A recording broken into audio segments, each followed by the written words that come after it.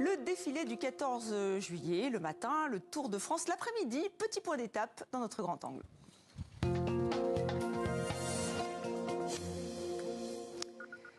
Et oui, 13e étape, première épreuve de montagne du Tour de France. Les coureurs ont affronté le sommet du Grand Colombier.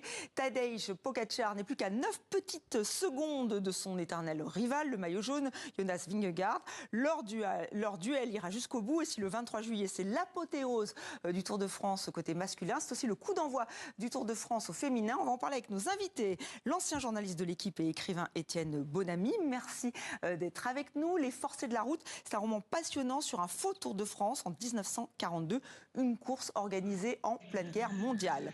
Elle attend avec impatience le 23 juillet pour courir son Tour de France, une épreuve qu'elle a bouclée l'année dernière. Bonsoir, bienvenue Morgane Coston. Vous êtes donc la grimpeuse de l'équipe Cofidis. Et Cofidis qui a brisé la malédiction, 15 ans sans une victoire et là 2 étapes remportées. Bienvenue Cédric Vasseur, je crois que vous êtes dans votre voiture puisque vous redescendez donc ce Grand Colombier. Donc merci d'être avec nous. Une petite réaction d'Étienne Bonamy pour commencer. Un peu décevant, c'est un Polonais, Kwiatkowski, qui s'est imposé aujourd'hui au sommet du Grand Colombier pour le 14 juillet. Donc un peu décevant pour les Français. Quand un Français ne gagne pas le 14 juillet, il y a une très légère frustration, mais c'était une très belle étape et une très belle ascension. Franchement, il mérite sa victoire. Voilà, donc ça c'est pour le vainqueur du jour. On va revenir sur Cofidis, je le disais. Victor Lafay, vainqueur de la 2e étape. Yon Izagirre hier. Peu importe la suite, Cédric Vasseur, finalement, Cofidis on vous a perdu. Bon, on va vous retrouver. C'est vrai que vous êtes donc en voiture, c'est pas toujours très évident. Je vais peut-être vous poser la question à vous, Étienne Bonamy. C'est vrai que pour Cofidis, c'est plutôt bien, non? C'est un très bon tour pour eux. Ils n'avaient pas gagné d'étape depuis 2008, où ils avaient gagné 2 étapes à l'époque, et ils ont gagné 2 étapes, alors plus 2 belles étapes, parce que la victoire de Victor Lafay à Saint-Sébastien, c'est une vraie victoire de costaud. Il part à 1 kilomètre de la fin, il résiste au peloton. On ne peut même pas parler que le peloton était fatigué, on était à la 2e étape. Et puis la 2e victoire hier d'Izagirre, c'est pareil, c'est du boulot de partir de loin, de résister. Non, c'est très bien pour cette équipe-là, qui, je vous dis, était, depuis 2008, donc 15 ans, était un peu dans le creux, ou du moins médiatisé pour ses résultats. Je pense que Cédric Vasseur, que nous avons retrouvé, doit être d'accord avec vous. Oui, ça part, c'est un bon tour pour la Cofidis. Oui, absolument. C'est un tour exceptionnel avec beaucoup de satisfaction. Déjà deux victoires d'étape. Et puis l'espoir peut-être d'aller chercher une 3e ou un top 10 pour Guillaume Martin sur cette dernière semaine qui s'annonce difficile. Oui, Guillaume Martin qui a repris un peu, du courage, c'est peut-être pas le bon terme, mais enfin qui a repris des couleurs hier. Absolument. Hier, il a réussi à remonter à la 13e place. Aujourd'hui, on a perdu quelques places. C'est anecdotique puisque l'étape de demain et celle de dimanche vont complètement changer la donne. Et vu ce qui s'est passé hier, vu le moral qui règne dans les troupes, je pense que demain, on risque de voir Guillaume Martin et ses coéquipiers à l'attaque. À l'attaque, donc on va voir ça. Qu'est-ce qui est le plus dur selon vous? Alors là, vraiment grosse épreuve de montagne. Morgane Coston, vous aimez bien la montagne, vous avez regardé ça avec attention. Ce Tour de France, il est justement difficile, cette édition 2023, à cause de la montagne? Vous parlez pour le Tour féminin, du coup? Alors là, je parle pour le Tour masculin, j'imagine que vous le suivez aussi. Oui, forcément. Je trouve que chaque année, il est assez difficile de toute façon, et beaucoup d'étapes de montagne et beaucoup d'étapes pièges quand elles ne sont pas en montagne. Et oui, forcément, on est à fond derrière l'équipe Cofidis, et on était là derrière l'écran pour encourager Yon Izagirre et forcément Victor Lafay. C'était juste exceptionnel de les voir, et ça donne de la motivation et des idées pour le 23 juillet. Alors, Étienne Bonamy, les forçats de la route sont devenus des forcés de la route dans votre roman, des coureurs sommés de participer à ce faux Tour de France en 1942. Vous dites, vous racontez, c'est une vraie galère. Mais est-ce que c'est pas toujours un peu la galère, le Tour de France? On a l'impression, en fait, et ce qui expliquerait son statut iconique.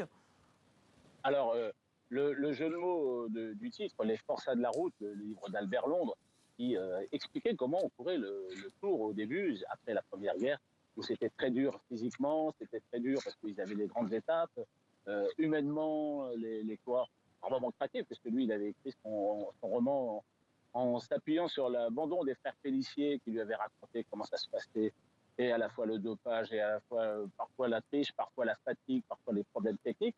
Et le Tour, il s'était quand même un peu organisé par la suite, et puis le matériel s'est amélioré jusqu'à la guerre.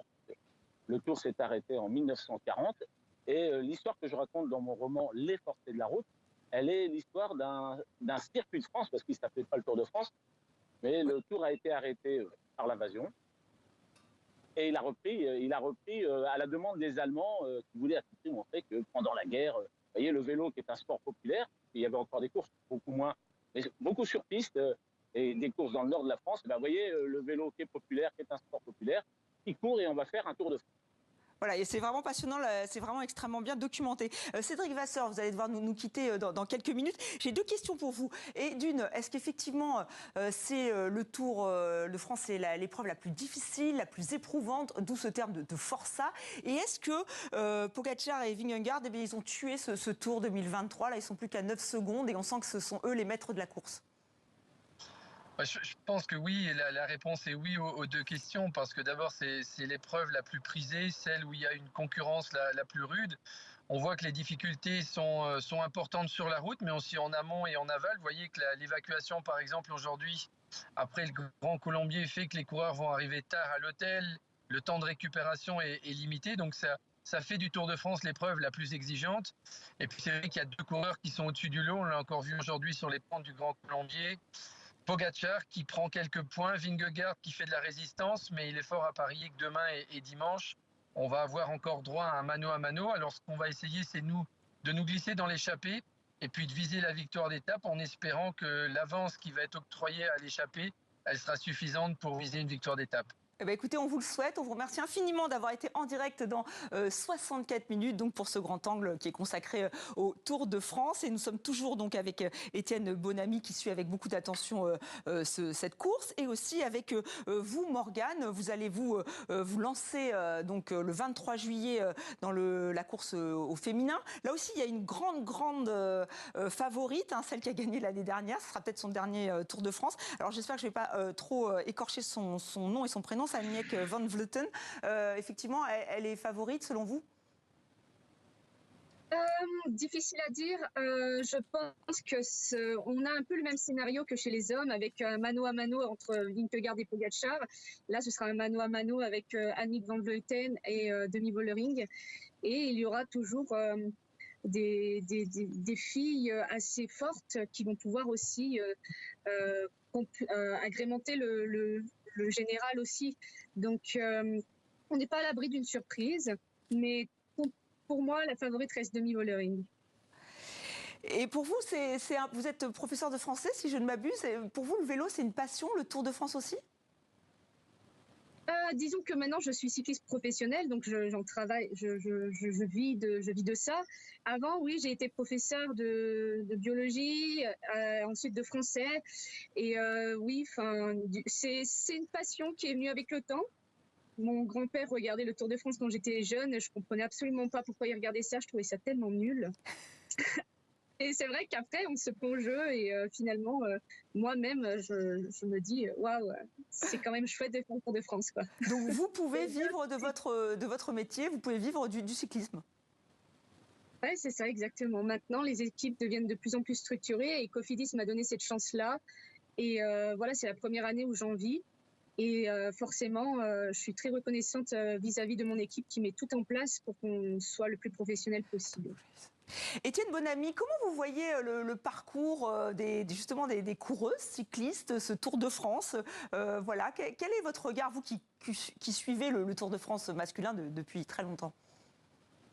Alors moi, je trouve que le parcours de cette année 2023, retour, puisqu'il avait existé il y a quelques années, mais l'année dernière, c'était bien. Il avait eu le coup de boost médiatique de partir le même jour que l'arrivée des garçons à Paris, donc de profiter de l'élan de la course dans la capitale. Cette année, il part de Clermont, il va aller se terminer au Tourmalet, et je trouve qu'il est plus difficile. Et en même temps, je pense qu'en une année, le règlement a changé. Par exemple, maintenant, les équipes vont avoir 7 coureuses. 7 coureuses, vous pouvez avoir une autre tactique, une autre façon de courir. Et puis, il y a toujours une disparité de conditions physiques ou de talent. Vous avez évoqué les meilleurs. Sans doute que dans le peloton, Il y en a qui sont loin de ce niveau-là, mais je pense que l'exposition, l'intérêt a amené aussi d'autres personnes à s'intéresser au vélo. La condition des coureuses, notamment en France, je pense que c'est passé de 27 000 € à 32 000 €. On ne va pas parler que d'argent, mais maintenant, elles peuvent être un peu plus respectées comme professionnelles, donc se consacrer, qu'on se consacre beaucoup plus à son travail, et ben, on a beaucoup plus de chances de réussir. Et le fait que les grandes équipes de vélo développent aussi une équipe féminine, un team pour le Tour de France, voilà, tout ceci, ça va prendre du temps. Il ne faut pas attendre la même chose au bout de 1, 2 ans. Mais vous voyez, l'année prochaine, il va partir de Rotterdam, qui est une grande terre de cyclisme. Et ben, je pense qu'on franchira encore un pas. Et je suis sûr que cette année, avec l'arrivée au Tourmalet, ça va être encore très populaire et très médiatique. Merci Étienne Vaudamy. On va juste effectivement écouter le mot de la fin, votre mot de la fin, Morgane Coston.